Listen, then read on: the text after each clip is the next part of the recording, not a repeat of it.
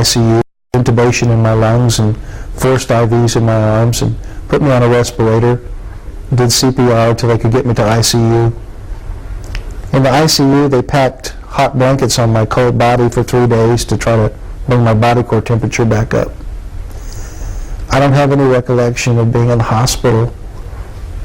I do remember being where I was for 3 days and nights. I vividly remember that. And that's what I wanted to share with you. I woke up in a very bright place, a lightning bright place, and I knew instantly several things. I knew where I was. I knew who was in front of me, and I dared not look up. I knew I was in a lot of trouble. I was terrified. I was shaking. I could see myself as God sees me. I knew he could see through me like I was glass. Of course, he always could. But suddenly I had his perspective on me, and it was awful because I could see in myself all of the guilt that I carried, the pride, the vanity, the emptiness, the desperate loneliness, the anger, the selfishness, the nothingness that my life had become. And I knew that life was over for me, and I knew that I was before God. And this terrified me because I knew from my upbringing that you're judged and then you go to hell or heaven. But I didn't anticipate that for me. For about, this is difficult to say, for about the first 2/3 of the time as time goes by on earth, of course there's no time there, so I'm judging by what happened on earth. For about the 2/3 of the time, I would say I was on my face and experiencing from their perspective what I had done to others on earth, whether it was fear, intimidation, neglect, sarcasm, harsh criticism, coarse jokes, ridicule. I saw their faces and I felt what I had put them through at that point, and I was made to feel everything. And it all came at once, and it continued like what seemed forever until I was a sobbing mess and begging this to stop. I knew I couldn't put the blame anywhere. I couldn't shift it to somebody else. There was nobody else there. I knew it was all on my shoulders, that I was responsible, and that whatever judgment I got would be fair. And I fully anticipated hell for me. And I agreed with God that that would be fair in my case. I had finally come to agreement with God about something. I begged it to stop, and I said, please stop. I can't stand this anymore. I can't take anymore. I get it. I understand. And I'm sorry. I'm really and truly sorry. And at that point it did stop, and the remorse and the anguish kind of drifted away, and I became calm in my spirit, and I heard a voice say to me, you have not fulfilled your purpose here. And I said, what was my purpose? It was like a knee-jerk reaction. It was like I didn't really think about it. But I did want to know. I was curious. I didn't have a clue. I truly didn't have a clue how to live, what life was about, what it was to be a man, or what my goals or purpose could have been. So I said, what was my purpose? And this voice said to me, the same as every man.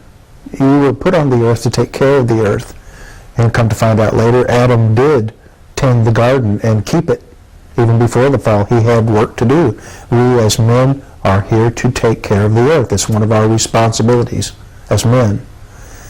And that was very personal. He said, you're not to strip mine the earth, you're not to pollute the earth, you're not to destroy your home. And I was being indicted because I was responsible. I was a litterer. I was one that didn't care about nature or environment at all. And this was a beautiful home that God had created for me to live and enjoy. And he said, secondly, you are here for the animals. They look up to you. You're the one with the spirit. You're the one with reason, with intelligence, with the strength to change things, the ability to protect them and take care of them and do for them. They don't have that ability. And yet you destroy species after species. And I knew that I was responsible, partly responsible. I had hunted for sport. I had no concern for animals. I never showed any compassion for animals. I didn't have any compassion for animals or men. And he said, thirdly, and most importantly, you're here for each other. And you, this imperative, you, I sent to be part of the answer. You've just been part of the problem. And I couldn't do anything with that because it was on my shoulders. And I was just grieving over it. But this faded away too, and he began to try to teach me. He began to start like a fresh beginning to teach me, and why I didn't understand at the time. But I couldn't get it. It's like a professor trying to illustrate geometry to a 2-year-old. No matter how fine a teacher he might be, the 2-year-old's not going to get it. And that's what I was, and I couldn't understand any of the concepts that came at me. I still wouldn't look up. I couldn't look up. I couldn't face him. The floor to my right, on the peripheral vision, I could see the floor opening up into a video. It looked to me like a video presentation from the top of the day that I was born. And I began to watch the day that I was born. He took me all the way back to square one. This was 1959 in Wharton, Texas. The doctor had on green gloves. I remember green gloves, and I kind of marveled at that. I'd never seen that in an operating room. It was an operating room. And he pulled my mother's face up to him, and she's in a lot of agony. They hadn't given her any painkillers because, as he said, you've hemorrhaged so much. You've lost so much blood, and I don't have any AB negative blood. I have none. If I take the baby cesarean, you're going to bleed to death, he told her. And if I take the baby by abortion, piece by piece, of course, the baby's going to die, and I still don't know if I can stop your bleeding. Tell me what to do, he told her. Tell me what to do. And 23 years old, my mother said,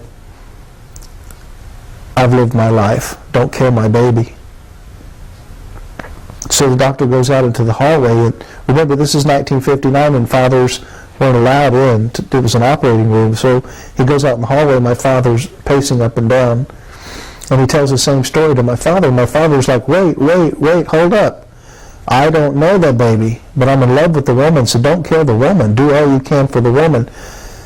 Well, the doctor's coming back into the operating room now. I can see his mouth moving behind his mask. And I just know by seeing that picture that he's praying. He's really praying because he's desperate. He has been given 2 conflicting directives by both parents, and he's sworn to do no harm. And he feels that someone's about to die, and he feels responsible. He gets back in the operating room, and there's a little old man laying on a gurney next to my mom on the operating table. And the doctor's livid. He says, what's he doing in here? How could you bring him in here? This is a sterile environment. He's screaming at the nurse. Of course, he's screaming because he's scared. And the nurse is scared too now, and she says, well, didn't you send him in here? And the little old man lifts his head and says, hurry, son, there's not much time. And the doctor's screaming at him, it's time, we're out of time. They have no time, there's no time left. And the little old man says very calmly, I'm AB negative, give her a direct transfusion. And so that's what they did. And this scene fades out, and the floor goes back to solid white. And this voice says to me, I was there that day, and I saw you polluted in your own blood. And I said to you, when I saw you in your own blood, I said, do you live? He said, and, by the way, who do you think tapped that young man on the shoulder and turned him around to come back and find you at your heat stroke?